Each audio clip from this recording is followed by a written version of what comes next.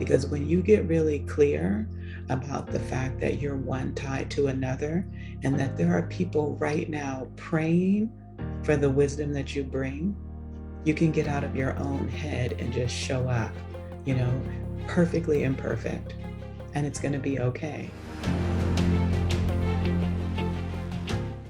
Do you have advice for someone who is maybe in that transitionary period where they feel like they're cultivating that courage?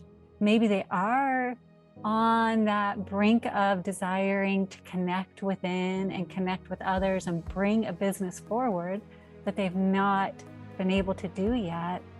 How do you feel that they can maybe take those steps if they don't have direct access to you? What would be some advice you would give them?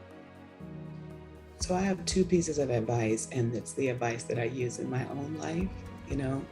So if you look outside and you look at a tree or someone's yard, trees and grass don't strain to grow, you know, they just are. Nature is lavish in its abundance, and so are you, and sometimes we forget that we are a part of all that is, you know, we're not separate from nature, we're in community with nature. And I think if we begin to look outside, if we look at nature and you see how a seed can become this thriving tree, you can do the same thing. So you have already the seed of greatness within you. It's giving yourself permission to blossom. That's the first thing. The second thing is, I'm going to go back to Louise Hay, and it's mirror work. Take off all your clothes, stand in front of the mirror, look into your own eyes, and tell yourself, I love you, I respect you, I care about you, I will take care of you, you are worthy, you are deserving, you are enough. Do the inner work, because that's what informs the outer.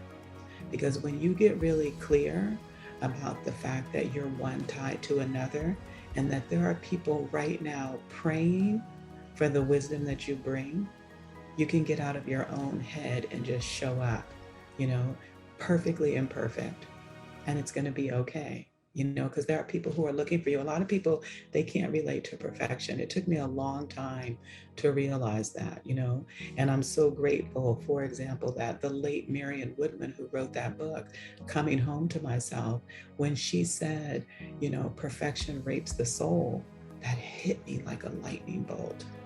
And it was like, oh my, she's right, because we spend so much time spinning in these feelings of unworthiness and inadequacy.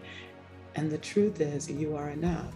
So just remembering that, and that's what I meant when I started off the call, when I said, everybody can write a book.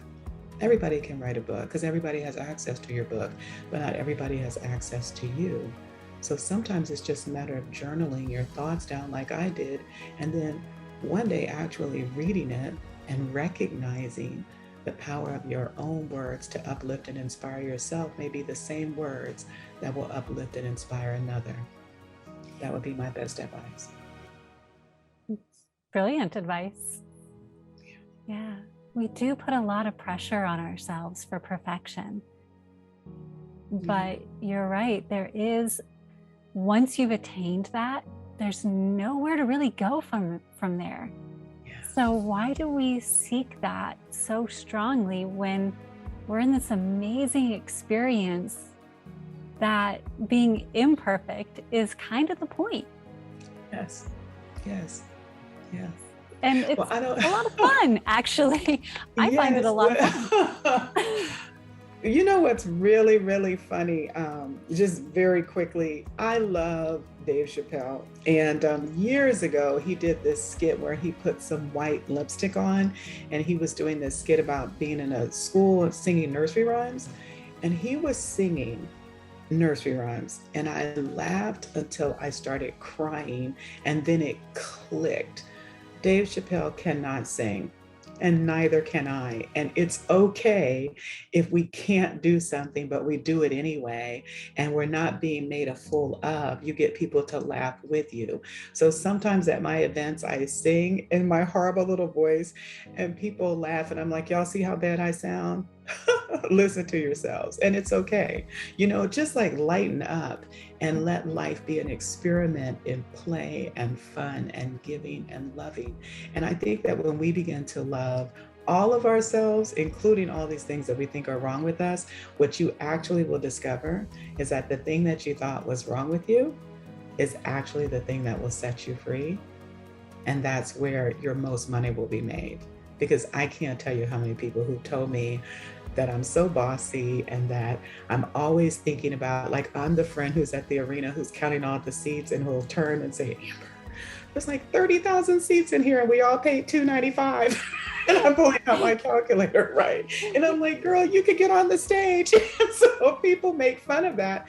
But that's what I do for a living, and that's what pays my mortgage, and it helps me to do my greatest work in the world. So just have fun with it. Like, we got to lighten up. Yeah, bring more joy into your own life by lightening up. Yes.